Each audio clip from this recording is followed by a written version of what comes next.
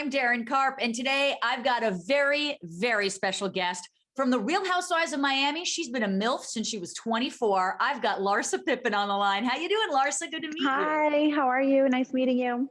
Doing well. Okay, Real Housewives of Miami finally returned to our screens after a very long hiatus, too long of a hiatus.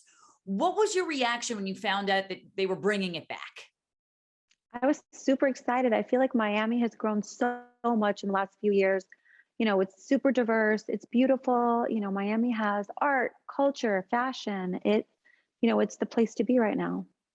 It really is. And it's kind of the only franchise like you get that international flavor as well, which I really like about it. Were you hesitant at all to jump back in, or were you totally ready to be a housewife again? I feel like I was super excited and ready. I'm in a different place in my life. My kids are older. I just figured, why not do it? I'm in Miami, and I feel like I show so much of my life on social media that, it just made sense for me to be a housewife. Well, I mean, that's absolutely true. I mean, not only are you a real housewife, you're an extremely successful CEO and a mother. Do you ever kind of find it overwhelming to balance filming, work, and your family life all at once? How do you handle it? I kind of live day to day. I kind of don't put, every day is like a new day for me. So, I just kind of multitask really well. I feel like I'm ADD, so I'm always like doing like 10 things at one time. Well, I've got to give it up to you, Larsa, because I think that if I knew what OnlyFans was before Real Housewives of Miami, but I think that you brought the flavor and spice to it for those who weren't aware of what OnlyFans is, and you have a very successful account. Can you tell me a little bit more about this, how you got into it? Are you receiving any criticism or any positive feedback from the fans about this? I mean, I'm on OnlyFans basically to engage with my followers. It's like people that really want to know what I'm doing, get behind the scenes, um, you know, just basically get to know who I really am. And that's basically who, I engage with. Do you ever engage with any trolls or haters on you, or do you choose to just ignore them and be the bigger person? No, you know what's interesting? I feel like there's OnlyFans doesn't really have as many haters as other platforms do. Because I feel like if people take the chance to follow you, it takes a minute to download the app to follow you. It's real followers. So I feel like it's not haters. It's basically your real fans, people that, want to see you, want to see what you do every day. Yeah, it's much more curated, thank God, as opposed to the cesspool of Twitter. But as you've watched the season back now, is there anything that you regret or anything you're nervous that's coming up in the finale that fans are looking forward to? Anything that you can think of, or do you feel really confident? I mean, you never know. That's the thing, because we shoot so much. I feel like I'm hoping that, it's not going to be too bad. But I do feel like, there's a lot of, at the end of the show, we kind of gear up right now for some controversy. Some women are not necessarily getting along. So yeah, you'll have to wait and see. But it starts off nice. We're all so nice to each other when the show first starts off, and then everyone just gets so catty and kind of flips. Yeah, about 5 minutes in, then the claws start to come out. Have you kept in touch with most of the ladies during break? Who did you find yourself maybe closest to this season or confiding in the most this season? I feel like I'm really close to Lisa, Alexia, Marisol. I talked to Nicole. I talked to Kiki. I talked to all of them. I talked to most of the women, actually. We do get to watch you kind of go head to head with Adriana a couple times this season. Why do you think your relationship with her is so mired in stress? Why is it so tense? I don't know. I just feel like, she doesn't think that I'm the same person I was 10 years ago. And I'm like, well, thank God I'm not. Right. Thank God I'm not. That's what we're supposed to be doing, like evolving, learning, growing.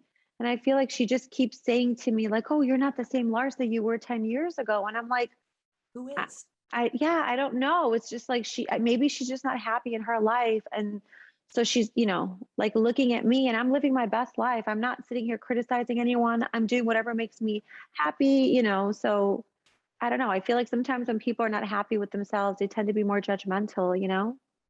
Yeah, it's usually a projection. And I gotta say, I'd want to change in 10 years. I mean, that's a generation. I would judge you probably if you had no growth in Right. 10 years, which is which is interesting. You did open up a lot about your relationship with Scottie on the show, which as a fan of yours, it was really interesting to watch. Was it difficult to be vulnerable about this in front of so many people?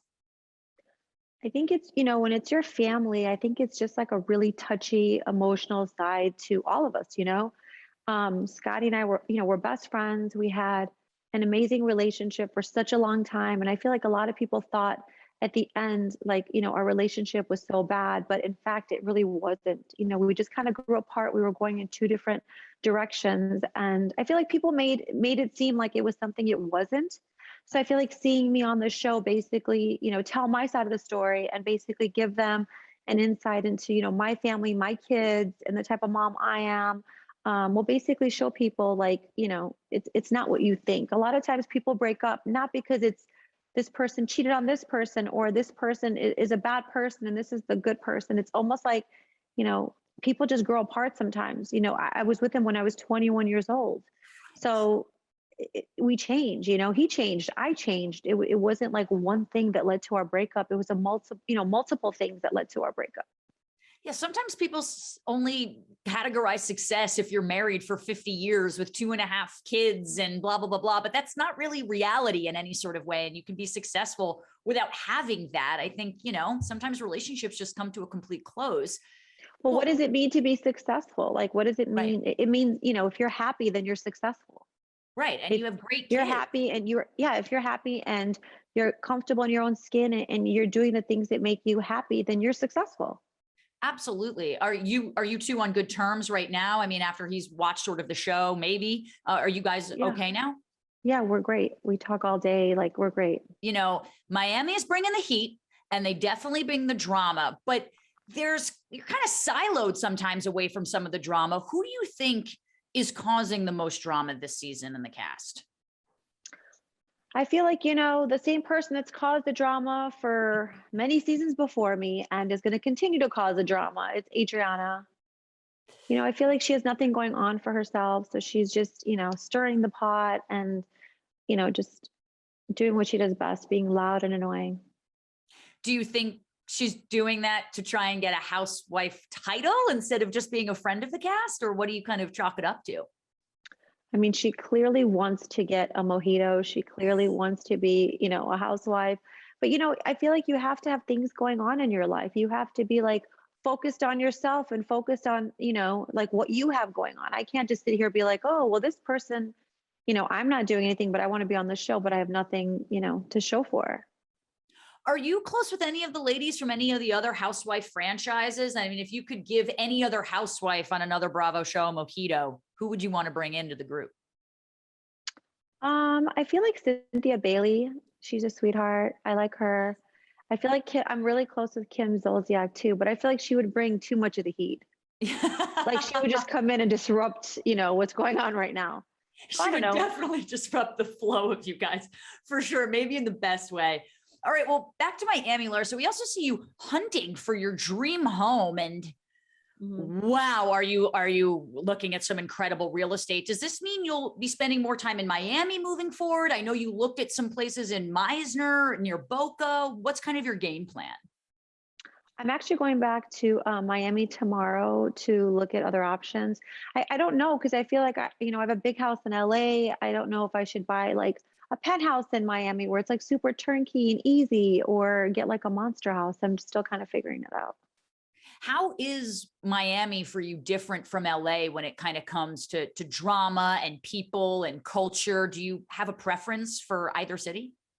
I feel like I'm more Miami. Like my vibe is more Miami. I've lived there for most of my life. So for me, it's just like home. I love the heat. I love the different culture. We just speak different. We dress different. It's just different. It definitely is. And the season finale airs tomorrow, which every fan is excited about. Do you feel like you completed filming in a good place with all the ladies? Or is there going to be a lot of hash out in the reunion, which I know you're filming pretty soon? I feel like it's probably a little bit of both. I think, when you end a show, sometimes you don't really realize what people say behind your back. And so like when you go to the reunion, you're like, by the way, I didn't know you had those feelings. Like, so let's talk about that a little bit. So I do feel like the reunion, it basically gives you a time to like hash out all of your differences. Yeah. Well, Yeah, it's more closure. for better or for worse, it's more closure. I mean, till death do us part. I don't know what's going to happen. I hope no one dies at the reunion, but Me too. 10 hours of drama. But Larsa, before I let you go, I have one final question. Mhm. In the battle of the greatest of all time, who is the GOAT? Michael Jordan or LeBron James? I'm going to say Pippen. Yeah. I'm going to throw Scottie in there. You got to throw Scottie in there. I'm sure he'll appreciate it. Larsa, thank you so much for joining me today. I absolutely Thank love seeing you. you back on my TV screen, and love to you and your family. I really appreciate it. Thank you. I appreciate you. People, you can catch the season finale of The Real Housewives of Miami tomorrow night on Peacock, and you can catch up on all the previous episodes on the Peacock app right now.